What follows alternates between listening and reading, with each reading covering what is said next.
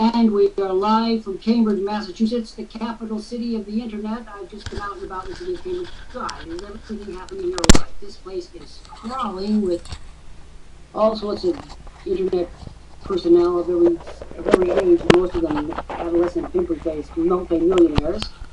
The place is crawling. Our streets are beautiful. Our parks are incredible, and it's all because of the internet and high technology. I'm addressing you from right across the street at Harvard University, where I did my graduate work. When you walk out in Cambridge today, it's like walking out in Rome in the 1st century A.D. You know you're in the capital city of something important going on. It's so great that Worldprofit has a U.S. office right smack dab in the middle of Harvard Square, where I'm addressing you from today. I'm going to address these remarks today to A. Hudson Gomez, who's been here 7 times and hasn't taken any action. To Amethyst Oliver, this is Amethyst's first visit. To Joe, who's been here before. This is Joe's first visit. To Frank Barton. And to the 70 or so people looking in the audience. Let me tell you how we do this. The name of this program is Anything Goes, and anything does go during the next hour. We encourage candid conversation. We encourage people to speak their minds equally. We're going to answer you. If you have a question or a point of view, we're going to make sure that we answer it. Anything goes means that any topic is germane. Our focus is on making money. We do venture out into many other topics as well. We venture on the spending of money, as well as the making of money. And it's my privilege to be the CEO and co-founder of Worldprofit, www.worldprofit.com. We've been on the internet live now for just going on 22 years or so. And we've helped millions of people across the world. We're going to help you. Now, how many people in this room want to make money on the net? If you do, put a Y in the center and let's see what you've got going. Today is going to be a rather personal rendition, as if any other day wasn't. We're going to be discussing the 100th anniversary of the commencement of World War I, a defining event that changed the lives of everyone on this planet. And I'm going to read an article, but more than that, today I'm going to share some artifacts with you. As some of you know, I have a PhD in history from Harvard. My subject area is British imperialism. European imperialism is my subject field. And particularly the institution of monarchy, which suffered a real cropper in the 1418 war. I'm going to share with you some things I've never shown before from my collection. My collection is celebrated, and I have things in it that will absolutely amaze you. I am a person who learns best by having an artifact. That could be a photograph, that could be a plate, it could be a chair, it could be a picture of Uncle Ernest King of Hanover. But I learn better by having something in my hand or on the wall that I can point to. Words are nice, and as a word slinger, I certainly appreciate the value and the impact of words, but the goodies are the impact. So I'm going to start off today's program doing something I've never done before. I'm going to share with you some items from my imperial collection. And I want you to know that this is a tiny fraction of the things that are, but I'm going to pick out a few goodies for you to see. And then I'm going to read you an article. Then, since Leo's up here, maybe he'll help me out making the offer. And maybe we'll have some of you smart folks joining us today, which is what you should have done any other day. So I'm going to be reaching in and around and about. Some of these things are, by artifact standards, rather large. And we're going to start with the man who, in theory, started it all, the Kaiser, their Kaiser. We're going to hang the Kaiser from a sour apple tree, which is what they sang in 1918. For those of you that need a little course brush up of the European situation in 1914, and it is just 1 century away from this epical event. This is a signed photograph of His Imperial Majesty, the Emperor of Germany, and the King of Prussia. And it is a signed photograph that he signed when he was in exile in Holland. Now, recently I acquired a hefty bundle of things from the Kaiser's exile. In 1918, when the Kaiser was forced to abdicate as a German emperor and king of Prussia, he took a train, the imperial train, right to the border of Holland, and there the Dutch government impounded him and interned him on the condition that he not engage in any political statements of any kind. And by and large, he pretty much kept to that with his word. He was old, he was frail, he was the most vilified man of his generation. He felt it deeply, he felt like that he basically spun the world out into a terrible chaos. When I look at these pictures and understand that this was held by the Kaiser himself, he wrote on it an autograph, he wrote the date, he signed this particular piece in 1920, and sometimes he signed little messages to the people that he was giving these things to. Now, during this period of his life, the Kaiser, as he was always called, and he became Kaiser at a very, very early age. His father, the Emperor Frederick, and I have some marvelous artifacts from the Emperor and the Empress Frederick, ruled for 99 days in the 1880s. He completely changed the world. If he had lived, it would have been, World War I would not have been inconceivable. It would have been drastically less likely. Anyway, the Empress of Germany died, Empress Augusta, and I have some artifacts for her, but I thought I'd show you something even more rare today. The Kaiser remarried when he was living in Dorn. This is an autographed picture of his wife, the second. It was a morganatic marriage, meaning a marriage of people who were not equals. She was a princess, but she was not his equal, so she was never the queen or the empress, even in exile. And what's interesting about this, it's quite a large thing. Covers the whole screen, and then it's just autographed it with some different things at the bottom. And this picture is in mint, absolutely mint condition. And she signed it 14th of July, 1936, which time both of them were getting pretty long in the tooth. But it's a lovely picture. Like I say, I personally learned better by having an artifact. What do you think of that, Judge? This is an absolutely lovely mint condition signed photograph of the Kaiser's second wife. And what makes it rare was that she was not a public person. This was acquired from a member of the German imperial family. I bought it directly from a descendant of the Kaiser. And one of my many goals in life is to frame all the royal pictures I have. That's like a mammoth undertaking. I'm going to show you a couple more things that are interesting. Not that they're not all interesting, because they are.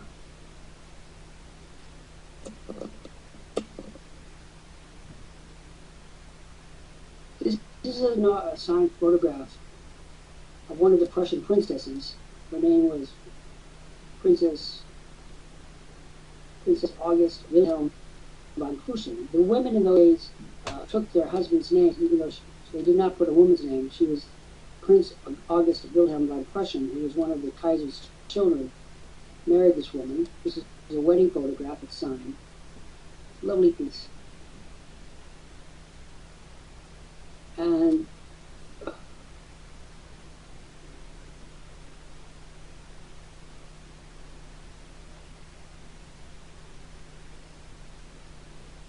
this is a wedding snapshot. It's just exactly like anybody else's wedding snapshot. The Kaiser is there with the second wife. It's a family snapshot. And I got this again from one of the Kaiser's descendants. This is the kind of, it looks exactly, everybody will recognize this picture because it's like everybody else's wedding snapshot. It's a family shot at the wedding of one of the princes. One in exile, by the way. These pictures that I'm showing you now are unique because they are family pictures that the Kaiser and his family took for themselves. They were never destined to be shown. They were never destined to be shown on Worldprofit. That is for sure. I'm going to show you a couple more. I'm going to read to you. And I want to emphasize that these pictures have never been shown publicly until this moment. Never. Not to anyone. So I like to share things with my Worldprofit friends. This is a lovely picture, signed photograph of Kaiser Willy. It's designed to be set up on a tabletop, but the little thing in the back that does that needs to be reinforced so it doesn't. If you can see, I will tell you, it's the Kaiser in his old age, in exile, in Dorn, in the Netherlands. And he's got quite a lengthy inscription on here. It's signed by him. This was a particular picture was signed in 1933 and was given by the Kaiser to his one of his cousins as a present. And I won't tell you anything more about how I acquired it, but it was acquired from his own family. But isn't this lovely? I bet you never thought you'd be seeing the Kaiser. I bet the Kaiser never thought you'd be seeing his private photographs. Lovely piece, perfect condition. I'm going to show you another one of these family snapshots that was never destined to be published. These are just the kind of same snapshots that your grandparents were taking. They're a little more upscale. This is a signed photograph of the family, what one might call his second family. And it's quite large. There you go. It's a backyard snapshot. Now, how many of us remember having grandpa and grandma and auntie sitting on their lap? This is the archetype of photographs of everybody. Absolutely everybody understands the model for this. I'm going to now try to segue over to another thing. I'm very interested in the history of Austria. I think one of the greatest mistakes that this country ever made was to acquiesce in the breakup of the Austrian Empire. It was a terrible mistake, which we're still reaping the malediction from even today. The Austrian-Hungarian Empire was destined to block Russia from Central Europe. That was the purpose of it. And the minute that you remove the stopper, the communists moved in with what results we know and we've all lived with. And in a curious way, I'm very pro-Austrian, very pro-Austrian in 1914, pro-Austrian. I'm going to put this down here. I'm going to trip on it. And my home is filled with Austrian imperial artifacts. And I'm going to show you just one. In 1914, the man who was killed, this is 100 years ago to this day, was a man named Archduke Franz Ferdinand. And he was the heir to the throne of Austria-Hungary. He was assassinated by Gavrilo Princip, who was a 20-year-old Serbian nationalist associated with a terrorist organization called the Black Hand. And he managed to, at point-blank range, due to an accident, kill off the heir to the throne and his wife. What happened was that they were in Sarajevo in Bosnia making a military inspection, and the Archduke was able to bring his wife, who was a mortgage addict. She was equal rank to him, and she was never allowed to appear together with him in equal fashion in Vienna. And they had to sign a document to that effect before they were married. The ultimate freedom. Anyway, he took her down to Bosnia, to Sarajevo, to the military installation. They were given the route of the trade route was changed at the last minute. A new change was not given to the chauffeur. It is a typical blooper that could happen to anyone. Gavrilo Princip thought that he'd missed the boat because they weren't close to him initially, but when the car backed up to take the right road, they reported at point-blank range, and he killed in a minute. And that started the process that resulted in the deaths of millions, tens of millions of people all over the world died. And you could say the approximate cause was the chauffeur not following directions. And the Archduke was screaming at him that he was going the wrong way. It was a dog's dinner. Anyway, they both died instantly. I'm going to show you something that, again, I've only shown at Worldprofit. I've never shown these things to a museum or anything. You can well imagine that they'd love to get their paws on this stuff. This is a solid silver presentation photograph that Archduke Franz Ferdinand made in mint condition. An autograph with his extremely idiosyncratic, what is called a cipher. And I don't know if you can see this very well, but there he is. This is the picture. The frame is solid silver. It's signed and dated. And this is the man whose death, 100 years ago, started it all off. I happen to have two signed photographs of him, and I'm going to tell you something. They were extremely difficult to get. It took me years to fight to be able to get them. And when you come to visit me, as I know many of you will, you'll see many more members of the pieces of the collection. But I like to think that I don't like to think of these people as being far away and detachable, and some people you couldn't know. When I write about these subjects, I have their pictures where I can see them. I can look into their eyes. I can see what they look like. And it definitely influences my work. Leo, do you have any question about this before I begin to read? Any question or comment? No, sir. They were very lovely. It's hard to see them in this particular, but I can tell you this. In my memoirs that I'm very engaged in writing now, you will see some of these pictures will be put in the text. Because, after all, they're historical artifacts. And as I said, some of these pictures in Kaiser at home have never been shown in the box. And I thought I'd sort of share them with you today. And there are many, many, many more.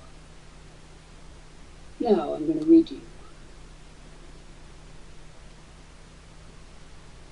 And remember, this event launched a series of consequences which are playing themselves out to this very day.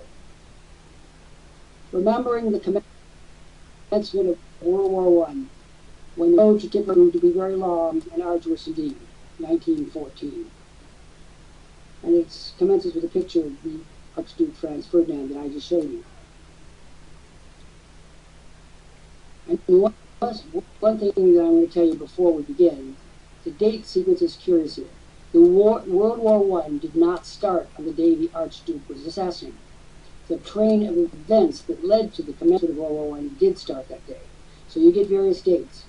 You get the date that he was shot and murdered. You get the date that the German government, or that the Austrian government threw an astronomically difficult ultimatum at the Serbian government. You get the date that the Germans decided to back the Austrian government. You get the date that the Austrian military had to mobilize. You get the date the Russians had to mobilize. They're all part of a sequence. There's no single date that says this is the date the war started. This is the date that this part of the war started. Yes, we have a lot of dates like that. So don't be confused by the chronology. It's complicated. This day in August, 97 years ago, remember I wrote this article August the 9th, 2011. It was a day of general European affair. The great powers, the most civilized nations on earth, had at last done the unthinkable, allowing a regrettable incident to morph into mayhem. For this story, I have selected one of the most famous songs of World War I, It's a Long Way to Tipperary, to be the musical accompaniment. Written by Jack Judge in 1912, it started life as a rousing music hall number, and you can almost hear the clinking of glasses as you listen. It's got a catchy beat, of course, but the underlying message is sad, even tragic. For with each passing day, the way back to Tipperary got longer, and the length of those who would never go home again, too. You'll find this tune in any search engine. Try to get the version by celebrated tenor John McCormick, born in 1884. It's grand indeed. Once you've found it, play it a couple of times and listen to the words carefully. Many men died with the song on their lips and in their hearts. How had it happened?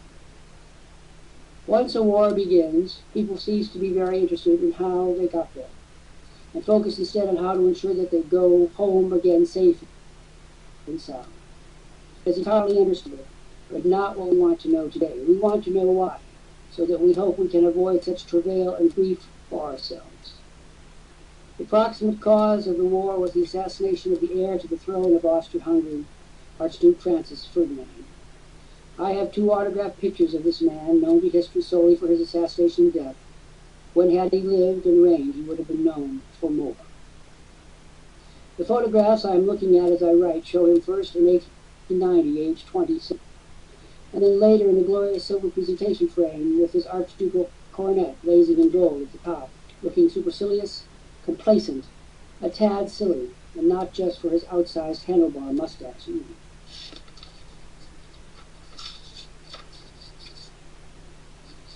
He looked like a man you wouldn't want to cross. And insiders within the empire knew he was all adamant about reforming the ramshackle imperium, bringing her antiquated systems and infrastructure up to date.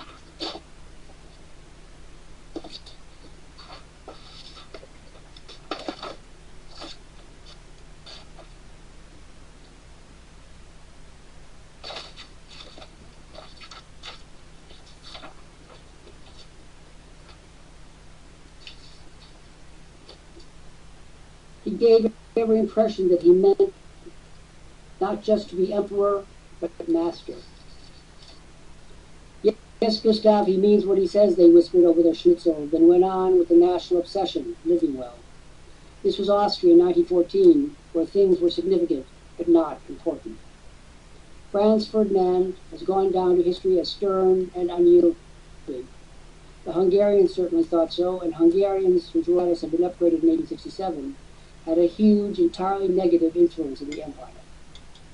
Franz Ferdinand meant to change all that with a system he called trialism, aimed to elevate the Slavs in his empire to equal status with the Germans who founded it and the Hungarians. The Hungarians, especially the nobility of this most aristocratic of nations, were opposed, and not just mildly either. In fact, had one heard that Franz Ferdinand had been shot, your first reaction would have been to assume the deed was done by an Hungarian.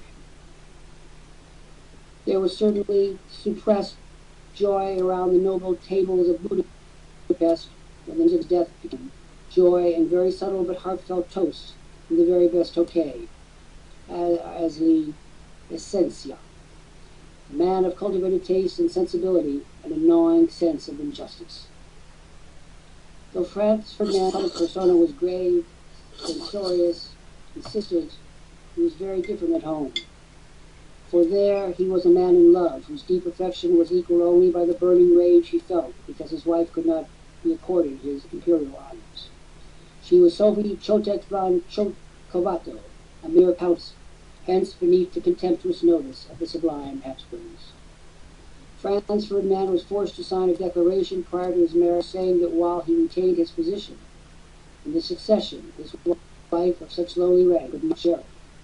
Neither would any issue by her be allowed to reign, and so out of his great love for his lady came an abiding, gnawing sense of injustice, rage, and dishonor. Growing exquisite roses, collecting exquisite furniture, the tastes of an accomplished aesthete, did not begin to heal his anger and mortification. The humiliation was as calculated as 650 years of Habsburg rule and unbending protocol could make it.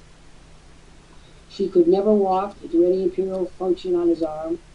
She had to walk instead her legs as lady-in-waiting placed her, each slight an insult, like acid, to be endured but could never be amended. He fumed, and while fuming sought ways to show her and the world how he felt about the woman he so loved. Such an opportunity came in July 1914. He was going to the Bosnian capital of Sarajevo, the woman he so loved. Such an opportunity came in connection with his military duties. He brought Sophie along because she could share his rank there, and he was insistent that she should.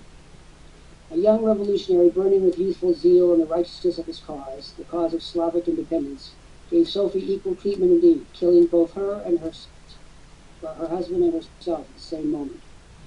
Ironically, he got his chance because the car carrying both made an erroneous stop just a few feet from Gavril's, one of the several terrorists placed in the crowd that fateful day. Even the novice the Princeps was couldn't miss and didn't. Another Balkan crisis, amidst an unending stream of Balkan crises, was underway. The crisis didn't necessarily mean war. While this great question was being answered, Princeps, imprisoned, probably tortured, became the third fatality. He was just 20 years old. War did not have to come, and negotiated settlement was not only probable, but virtually certain. Patriotic Austrians were rightly outraged and aghast at the murder of their imperial heir. Not popular, but the dynasty he represented was. Importantly, those with political acuity saw an opening to weaken the Slavs who wanted total independence from an empire not willing to concede the point. And so an ultimatum, reckoned to be the most severe one sovereign nation ever sent to another, was drawn up in Vienna and sent to Serbia. An ultimatum which made it clear that each point was not negotiable, and that any quibble, even the smallest, would result in immediate invasion of Serbia in the most abject of terms, even worse than in the ultimatum. Serbia, having no means ready to combat Austria-Hungary, capitulated, with one minor, even trivial exception. Here was the basis for peace, and even the German Kaiser William II knew it. And yet war came. Why? Because a militarist coterie in Vienna headed by Conrad von Hotzendorf, chief of staff, and one in Berlin headed by the Kaiser and the court and army officials who kept this mercurial emperor on track, wanted war, At this time, sure they could win it. They almost won their bet, too, only to be handed in due course ignominy and total defeat. Along the way, the road to Tipperary became long and bloody indeed, inscribed as it was with the names of all who knew the poignant significance of its words. As for us, we must remember that we do have more than enough people amongst us with a penchant for war. Eternal vigilance is this repay, to ensure we do not experience any more of the long road that we already have. I hope you all feel the emotion as we face the continuation of our own wars. I prefer to do business than make war. So we're going to do business now. We're going to take the marvelous technologies of the internet, and we're going to place it at the disposal of Hodgson Gomez, and Amethyst Oliver, and Joe with no last name, and Alan Shaw, and Frank Barton, and all the rest of the 60 people looking in the window. If you wish to make money on the internet, tell me now. I'm going to do business, and it's going to be in your advantage. If you don't speak up, no business will be done. You will be worse off. You will not get to experience the joy of making money on the internet as we do every day. Alf Hodgson Gomez, you want to do business? Amethyst Oliver, do you wish to do business? And don't tell me all the reasons why you can't do it, because I don't want to hear it. I am the can-do man. I am the deal CEO, and I'm going to make it happen. But if you don't tell me you want it, by God, you won't get it. Judge, we have several people here who need the offer. I'm going to give it to them momentarily. A. Hodgson Gomez, waiting for you. Amethyst Oliver, waiting for you. Joe, waiting for you. Do you understand? You have called and called aloud for help. Well, your prayer's been answered. Help came in this package, right here, look, you're looking at it.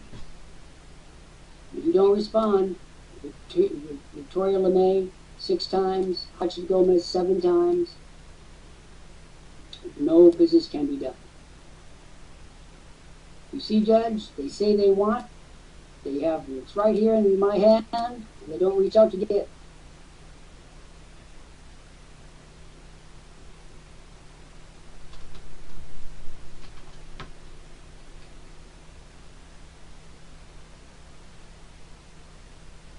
Waiting.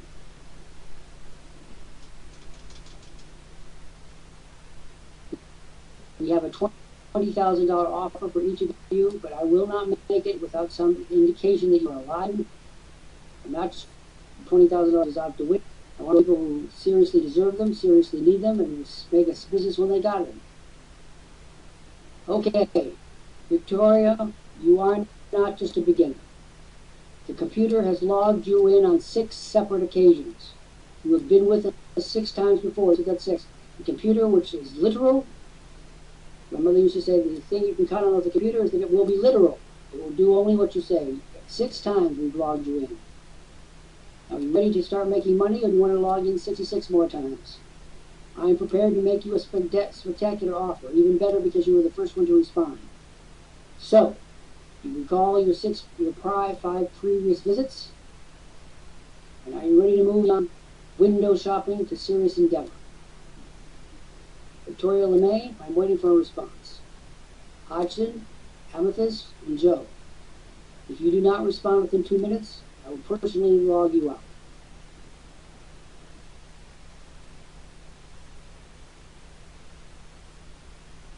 Amethyst, if you are the first one to place an order, I'm going to give you 100 customers off my personal list. If you click on the bright red box that says Order Now, option 1, the monthly option, I'll give you the $20,000 bonus package as customers from my own personal list. I'll give them to you immediately.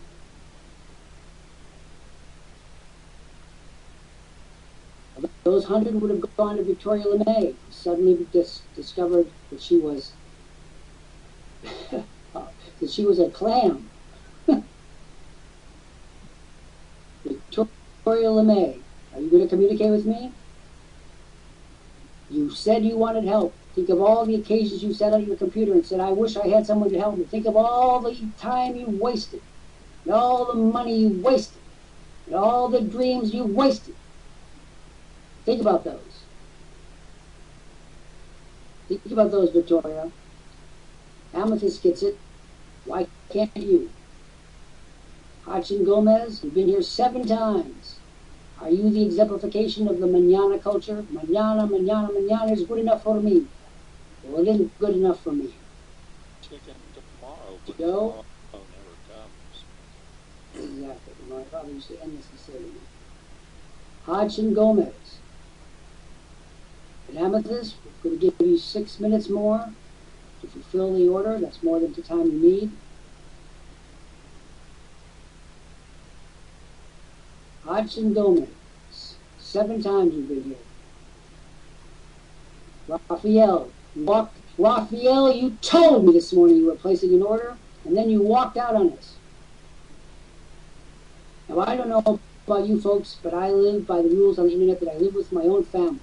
I don't treat you any different than I treat them. You'll wonder what some of the exciting debates we have at home. If you want to be treated well, then the golden rule is your best rule. Raphael, I'm waiting.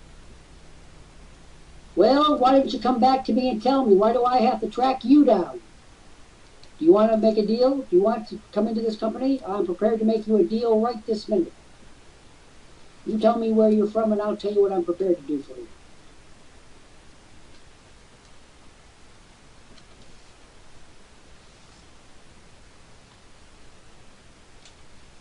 And Victoria LeMay, I note that you don't talk anymore. Well, from San Antonio, Texas. Well, this is the deal. It is now 12:35 in San Antonio. Wouldn't you say? Is that about the size of it, Raphael? 12:35. Yes. Here's what I'm prepared to do. Raphael, do you want in this community, or do you want to pretend that you can do it all by yourself? And pretense is all it's going to be, because you can't do it alone. There's no possible way on earth you could do it alone. If you knew as much as George Koch himself, our chief technical officer, you couldn't do it alone. Now, you want to do some business, Raphael? I'm going to make you an offer. You got a piece of paper and a pencil? And Victoria LeMay, I want you, when you sit down at your computer tonight and try to make money from your computer, I want you to understand that you're throwing away the best friends you could ever have on the net. You're simply throwing them away for nothing. You gain nothing the way you by staying there like a clam. You gain nothing. All right, Raphael, I'm going to give you I want you to tell me the truth. How much money have you got towards the $100 you're going to need? And don't tell me you don't have any. Tell me you have 84 cents, but don't tell me you have nothing. I won't believe you. Tell me the truth. Tell me the God's honest truth. If you have $3.64, tell me. How much, Raphael? At Amethyst, you should be about done. I don't want... Thank you. I'm delighted. I want to know how much money you have. Do you have the $99.95? Still loaded. Should be instantaneous. Amethyst, I want you to do me a favor. I want you to speak to Victoria LeMay. She was offered the same offer you are, and she's sitting up there not saying a word. Well, what would you like to say to this person who begged for help, yelped for help in the nights, begged for help, and now has help at hand and does nothing? Is this something that makes any sense at all? Well, she did and she didn't. You see, she's on... Well, Victoria's not on the order. Okay, what's the offer? Judge Leo, I wonder if you would be so kind as to read the offer for Hodgson and Raphael, and for the sake of Victoria, and just for the record for Amethyst and for Joe. You feel up to that, Judge? Because Certainly. I feel the full weight of 67 years on my shoulders. Okay, the judge is going to read you the offer in his mellifluous tones.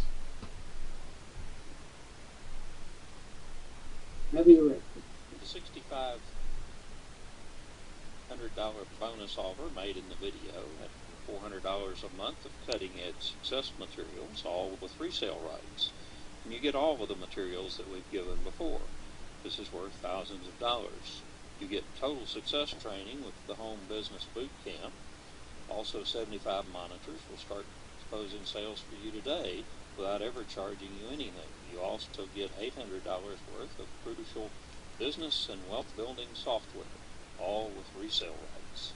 You also get Worldprofit's unique ClickBank promo kit, enabling you to make at least $1,000 a month without spending a penny.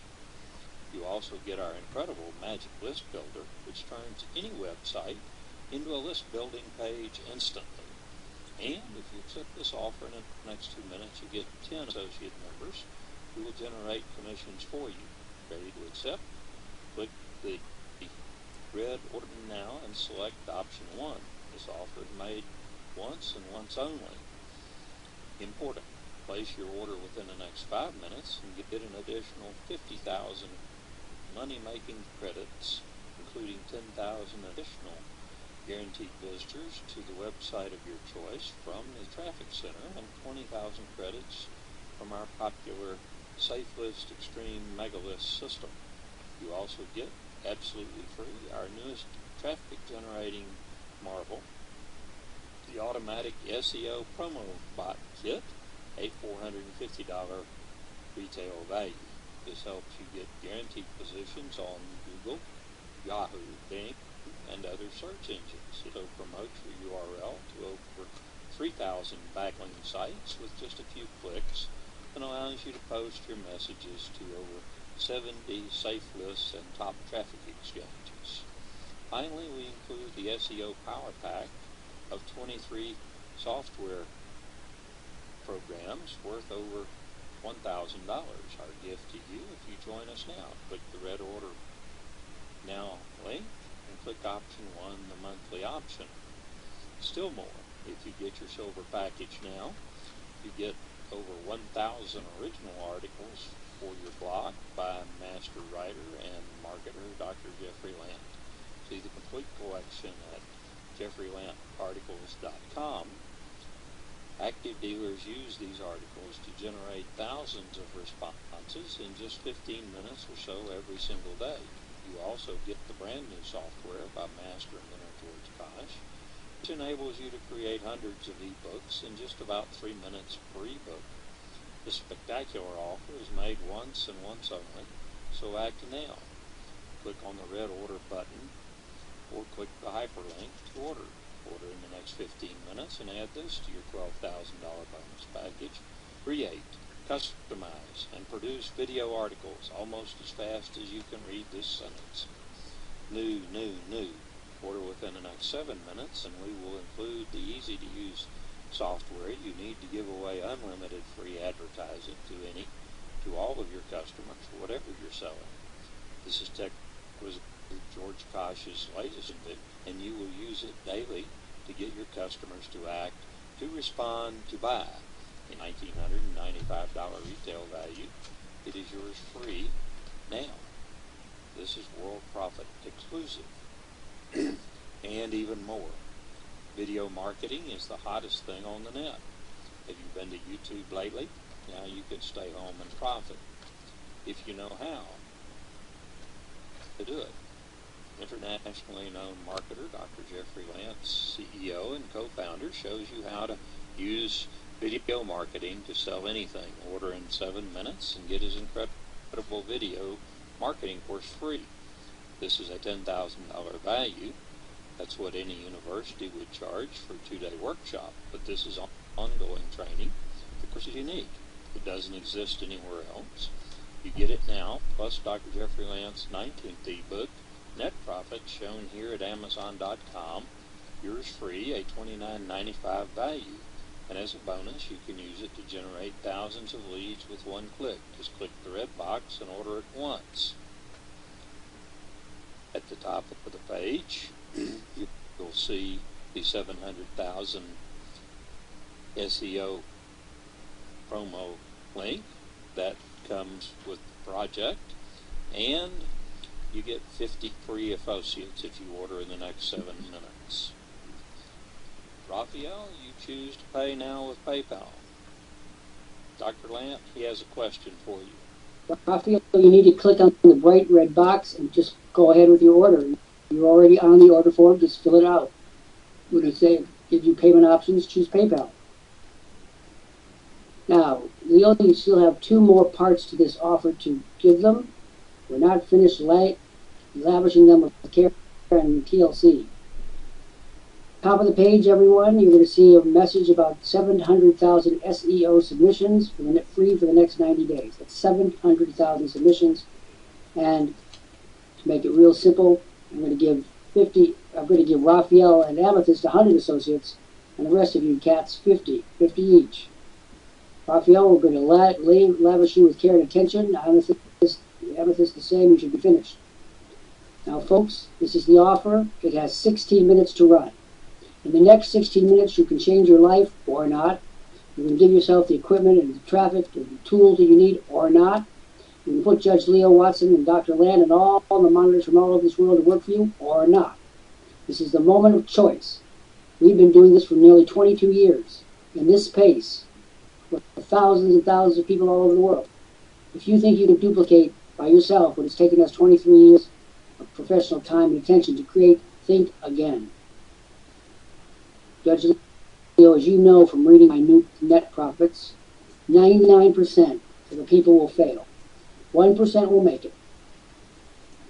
You want to be one of the 99%? Because if you do not take action, you have chosen to be part of the failure cohort.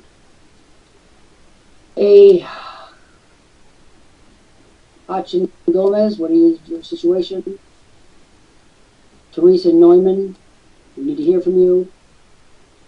Victoria LeMay, Victoria, I would love to know what's going on inside your head right now. Would you mind sharing with us? Because in a few minutes you're going to go your own way, you're going to go alone, and I'm going to come back within the confines of this glorious community that we've created. I will be coddled with affection, and with leads, and with good monitors, and good humor. What will you have that could possibly measure up to that? Judge Leo, we feel sorry for Victoria LeMay, who's throwing it all away. She's been here 6 times. She doesn't talk. What would your message to her be? Right now, if you want to make money online, this is the place to do it. We have the training. We have the products. We have the websites. We have just everything you can look for. There is so much. And said last week he had ordered earlier in the day, and he came back in to the room and he said, "This is overwhelming." You know what's overwhelming? Poverty. Lack of success. That's overwhelming. You want to know what the revolutionary course is here? It's to stay the course that you're on and pretend that you're going to make money. That's radical. That's revolutionary. That's daft. You want to take the conservative course? The way I did, I took the conservative route to adhere to George Koch and Sammy Hunter, and then bit by bit through our people, our partisans, our leads, our friends all over the world. That is conservatism. To conserve your time, your temper, your money, your dreams. The radical approach is to do what your mayors do. Nothing. That's radical. And that's wrong. Now we have, of course, video for some reason. Well, maybe she likes to look at George Koch, a handsome fellow. Okay. I can only speculate. We have 13 minutes left, and then all offers are dead. Basta, withdrawn, kaput. Teresa Neumann, would you please respond to us? Hachin Gomez, 7 times. You need to know what you're doing. Raphael, keep on the same route. Victoria LeMay, I've long lost any understanding of what you think you're accomplishing. And Joe, you've been quiet as a tomb.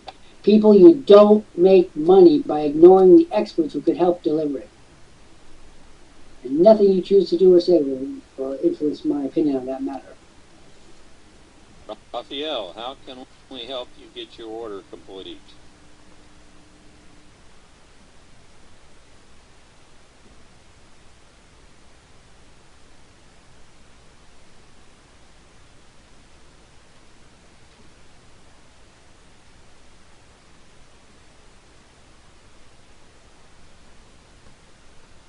I don't understand what you mean you keep trying. You have a PayPal account. All you have to do is fill out the order form that's right, that you're already on. Well, you were on a minute ago. You got to get, are you at PayPal now? Don't worry, Raphael, we're going to work it through with you. And amethyst? I suppose she thinks if one amethyst is good, two are better. Hodgson Gomez, you don't say a word. You're going to wasted your time here this afternoon. Well, there are two reasons it didn't go through. Either A, you didn't fill out the form properly, or B, you don't have any credit on the card. Which is it? If I were you, I'd flip my card over and I'd look at the back and I'd call that number on the back. You see a number on the back of the card? I'm going to tell you exactly what you need to do. Well, the same applies to Raphael. You've got a number on the back of your card. Call them and tell them that you're trying to place a $99.95 US dollar order on a Canadian company called Worldprofit Incorporated. Yes, we are Canadian. Ask for a pre-authorization and the amount of $99.95. Wait the 2 or 3 minutes as it takes them to process it.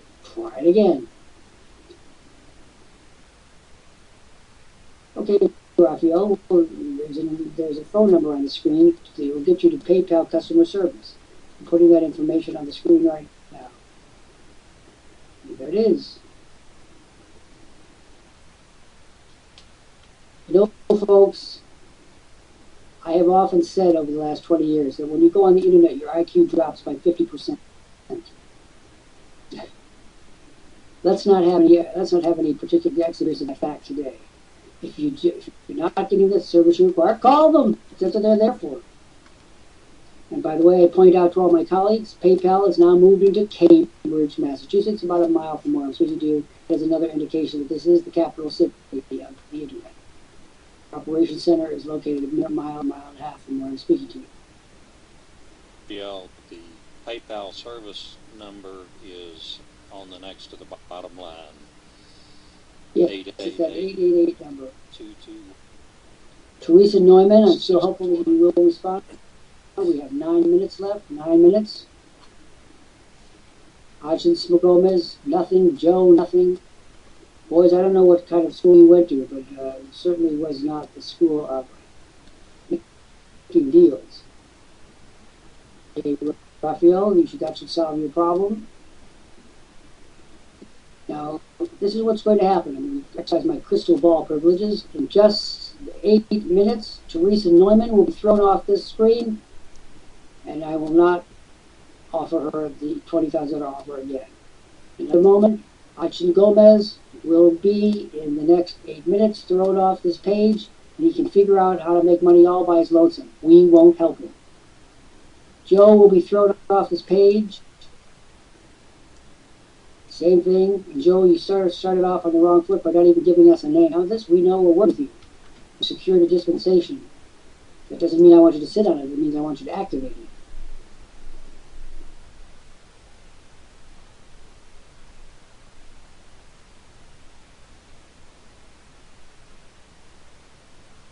And we're down to just a little bit below 8 minutes. Do you have a PayPal account?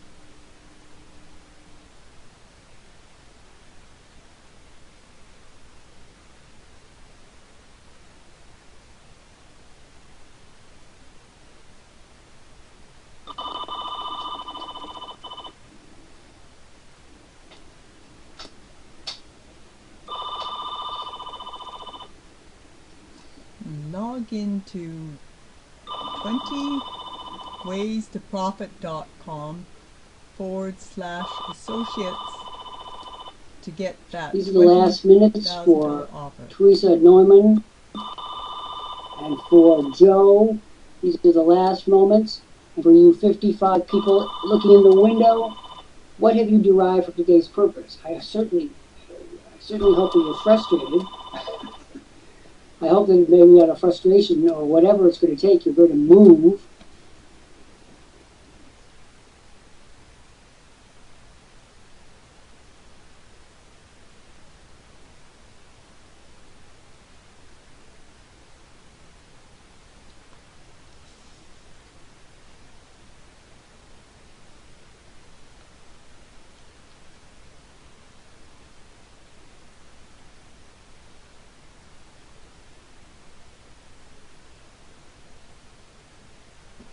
I'm ready to report back to Starship Enterprise here.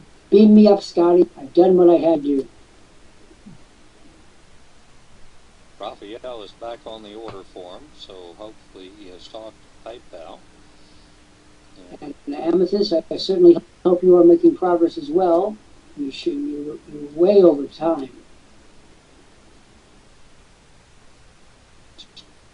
Dealing with some of these credit card companies, she may still be on hold. It's probable, or possible, or rather. And what will happen in about 4 minutes or so, I'm going to invite the ever lovely distinguished Patrice Porter, our white rabbit, who handles all the technical aspects of keeping me on time and schedule, which is a nightmare for her and a godsend for me. And we'll be having Patrice up for a few words. I want to take this opportunity on the camera to thank Judge Leo Watson. I want to give an encomb to Leo. It's the kind of thing that most people have to wait till they're dead, but I think it's better to just different while people are alive. They get full value out of it. Judge Leo has taken to the internet like a duck to water. Everyone likes him. That is an anomaly in itself. There's hardly a person that goes by that someone doesn't say him evil about. Never a discouraging word. The skies are not cloudy all day over his pad in Oklahoma. He's distinguished. He is accommodating. He's flexible. He doesn't let flexibility overcome truth and common sense. From him, you get the experience of many, many years as a justice, but more to the point, an equitable human. So I'm going to give him a little present that's going to be placed in his account following this program. He complimented me for just general thanks and good deed doing. And again, anybody who wants to join me in writing a kind thought, or a poignant thought, or a pointed thought, I'll Judge Leo put it on the screen. He can print it off and show his grandchildren that he was valued in the new age. And they'll go, Grampy, I can't believe it. Because they all think, don't they, that we're all squares. I mean, if we're over, say, 21, we must be, by definition, squares. Well, any of you who are that age, come inside and see for yourself, though. We are most assuredly not. We are ultra cool. Judge Leo, if you have anything to say, please do. Otherwise, please go down, and I'm sure I can bring up Patrice for her moment in the sun. Hey, I really don't. It's been a nice morning.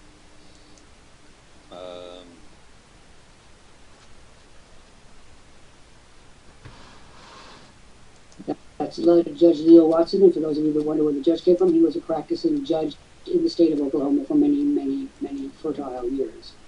And then upon retirement, he came to us because we offered a very good home for him, and we're pleased that he's domiciled so well with us. And Yes. here's Patrice Porter, the ever lovely and talented. He is a very wonderful contribution to our community here, and we're so happy that you found us here and have joined our team, and it's wonderful working with you, and you've made great contributions here, and we thank you very much for that. And that's the great thing about Worldprofit, is that we work as a team together here and helping each other grow our businesses. And if you'd like to check out my home business, Central, you can go to www.20waystoprofit.com. And also, I've used the tools and resources from Worldprofit here to help people create abundance by gardening. And you can go to www.gardeningforfoodsecurity.com. And the replay for this very special program is going to be on the YouTube channel, Patrice Porter. And thank you very much for sharing all your artifacts and imperial items here. It's wonderful to be able to glimpse the personal photographs of, you know, the players from that time, and it's wonderful what you bring here to Worldprofit. It's not just about making money online, but you really broaden our horizons here, and it's about many different topics. And the commencement of World War I is a very important topic to look at, as you know, reflecting on history is how you can prevent it from happening again. And I would hope mostly that it wouldn't lead into another world war. And so I'm looking forward to the next Anything Goes, and again, catch the replay on the YouTube channel Patrice Porter, and tomorrow at 1 p.m. Eastern will be the next Anything Goes program. Bye till then. I want to thank Patrice Porter up in Big River, Saskatchewan, way up north on the North American continent. She's exactly the kind of person that we like at Worldprofit. She's a team player. She wants to learn, but she wants to give back. It's exactly what our model is intended to do. For those people who want to be monitors and increase their video aptitude, be sure to contact me directly. You can do it right here in the Live Business Center following this program. And we're just at the top of the hour, so I'm going to issue our last comments. First of all, I want to thank everyone for your patience, and I know it must be strange to be confronted with a box full of imperial photographs that were destined for the family. These are family snapshots. It just happened to be an imperial family. But as you look at the model that they bring to the table, it was their picture, just like our grandparents' pictures.